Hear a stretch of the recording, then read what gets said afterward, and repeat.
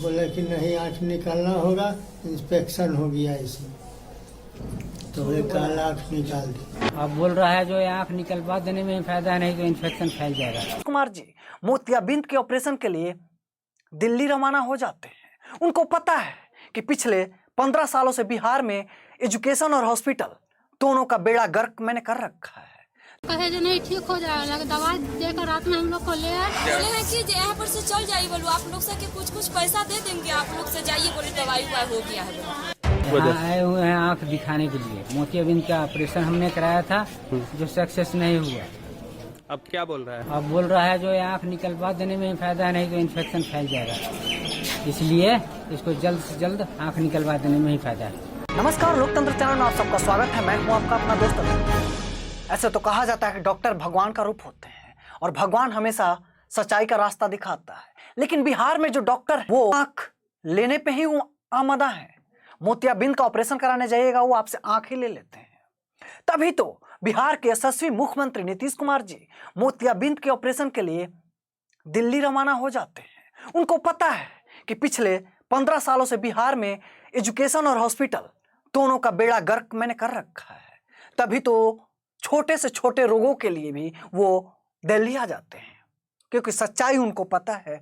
सही बात है, क्योंकि अंधेरी नगरी चौपट राजा ये पूरी तरह से बिहार राज्य के लिए सार्थक साबित हो रही है। ना आंख रहेगा ना तुम देखोगे। यहाँ पर आए हुए हैं, 22 तारीख को आँख का ऑपरेशन करवाए थे। रात में माथा में तेज दर्द हुआ, उसके बाद इंजेक्शन लगाया।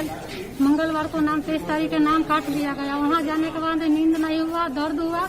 फिर बुधवार को हम लोग आए थे। ये लोग बहला फुसलाकर हम लोग को पटना ले गए। पटना ले जाने के बाद डॉक्टर से अकेले में मिलने, साथ में उमाशंकर जी हॉस्पिटल के स्टाफ गए हुए थे। हम लोग बार बार पूछे जो क्या कहे, तो कहे जो नहीं ठीक हो जाएगा, दवाई देकर रात में हम लोग को ले आए। उसके बाद दवाई चलता रहा। आज आए हैं फिर दिखाने के लिए, तो बोल रहे हैं आँख खराब हो गया। ना तुम शिक्षित रहोगे ना तुम अपनी हक की बात करोगे। बिहार राज्य में हमेशा से ही राजनीति अपने चरम पे रहती है, लेकिन राजनीति करने वाले बिहार की जनता के भविष्य और उनके सपनों को रौंदते हुए करते हैं। आप इसी बात से अंदाजा लगा सकते हैं कि 1-2 लोगों के साथ ये घटना घटित होती तो हम सोच भी सकते हैं।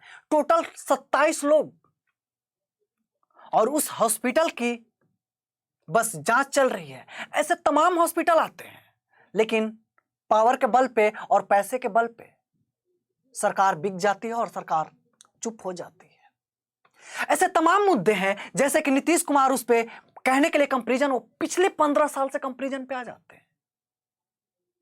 ठीक उसी तरह से जो गांव का थेथर लड़का कितना भी कुटिएगा, कितना भी मारिएगा, फिर वो लास्ट में कह ही देता है ये मारेंगे तो हमको गाड़ी नहीं देंगे। वो सेम उसी तरह नीतीश जी से अगर किसी चीज पे क्वेश्चन पूछिएगा तो वो 15 साल पीछे वाले दिन याद दिलाएंगे। ठीक उसी तरह जो गांव का थेथर बच्चा है, उसको जब मारिएगा तो वो गाली देने लगता है। जब पूछिएगा कि गाली क्यों दे रहे हैं तो कहेगा कि मारिएगा तो हम गाली नहीं देंगे, लेकिन सुधरेगा वो नहीं। आप नीतीश बाबू से पूछ लीजिए कि जिन लोगों की आंखें गई उसका भरपाई कौन करेगा, उनके बच्चों का भरण पोषण कौन करेगा। बिहार तो ऐसे ही एक गरीब है, और लोग तो ऐसे, मैंने मीम पढ़ा था कि किडनी बेच के लोग आईफोन लेते हैं, लेकिन बिहार सरकार बिहार की जनता की आंख लेके अपनी गद्दी पे बैठी रहती है। बिहार के नेता, क्योंकि उस मुजफ्फरपुर क्षेत्र के विधायक जी भी होंगे, डीएम साहब भी होंगे, लेकिन डीएम साहब भी क्या करें, बिहार के अच्छे ऑफिसरों को सरकार अपाहिज बना देती है। अभी तो आपने विधानसभा में देखा ही होगा कि एक मंत्री साहब भड़क गए कि उनसे पहले आईएएस ऑफिसर को क्यों इज्जत दी जा रही है। आपके पास पैसा है, आप थोड़े शिक्षित हो गए हैं, आप अगर बीमार भी होंगे तो फ्लाइट पकड़ के दिल्ली आ जाएंगे, लेकिन एक हमारे गांव का जो नागरिक है वो अभी भी कमाची और भूत पिचास इसी कारण जाता है, क्योंकि अगर आपके पढ़े लिखे शिक्षित डॉक्टर और आपके हॉस्पिटल में जाएगा तो ऑपरेशन किसी और चीज का करना है, कर देगा कुछ और, रहेगा मुझे हर्निया और निकाल लेगा मेरा आंख। अपने जनता जनार्दन से पूछना चाहता हूं कि बिहार में जो हर एक लेवल पे फेल्योर चल रहा है, फेल्योरेंस का एक किताब लिखा जा रहा है, असफलता की एक नई गाथा लिखी जा रही है हर एक डिपार्टमेंट में, आप उस चीज को कैसे देखते हैं? क्या ये हमारे लिए अच्छे दिन आने वाले हैं? उन लोगों को भाषण के, जब वो भाषण दे रहे हो तो उनके शब्दों का चुनाव हो, या फिर जनता को जब संबोधित कर रहे होंगे तो जो उनके जुमले हैं क्या इन सब को देख के आपको लगता है कि हमारे लिए अच्छे दिन आएंगे?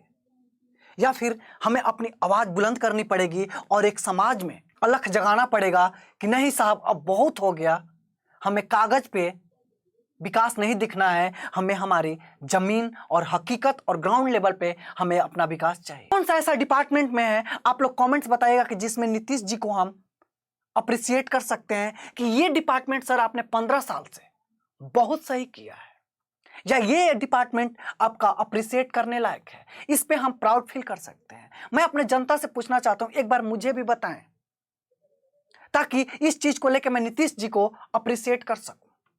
मुझे तो ऐसा 15 साल में कुछ नहीं लगता, बाकी राज्यों को अगर हम कंपैरिजन करें तो। क्यों?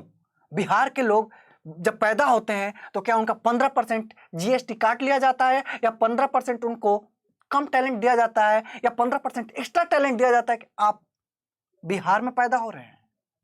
एक बार मैं अपने जनता से पूछना चाहता हूं, प्लीज रिक्वेस्ट है कि आप लोग अपने कमेंट बॉक्स में ऐसी बात जरूर बताइएगा जिसको हम नीतीश बाबू को उस चीज के लिए अप्रिशिएट कर सके। और चैनल को लाइक शेयर सब्सक्राइब जरूर कीजिएगा, क्योंकि अब एक ऐसा वक्त आ चुका है कि हम अपने हक के लिए लड़े, क्योंकि हमारा प्राइमरी चीज है एजुकेशन, हेल्थ और खाना।